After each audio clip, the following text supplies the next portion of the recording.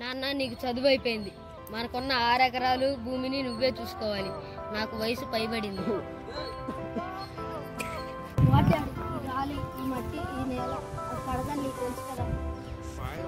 నన్ను చదివే చదువులకు నౌకరీలు రావు.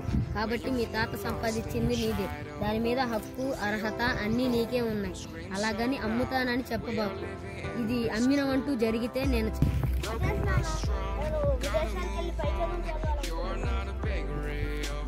నాన్న నిన్ను ఇదే మట్టిలో కన్నాను, ఇదే పల్లెటూరులో పెంచాను, ఇదే స్కూల్లో చదివించాను. ఇంతటి వాణ్ణి అంతటి వాణ్ణి చేశాను. నీవు నా మాటకు ఎదురు చెప్తావని అనుకోలేదు.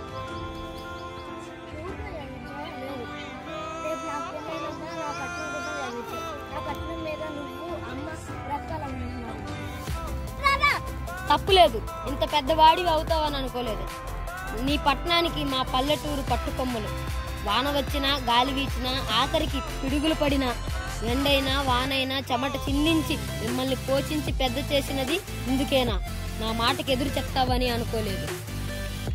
నాలాంటి తండ్రి నీలాంటి కొడుకు మీద ఆశ పెట్టుకోవడం తప్పు. ఈ రోజు నుండి ఎలా చదువుతావో చూస్తా. నా నుండి చిల్లి గవ్వ కూడా రాదు.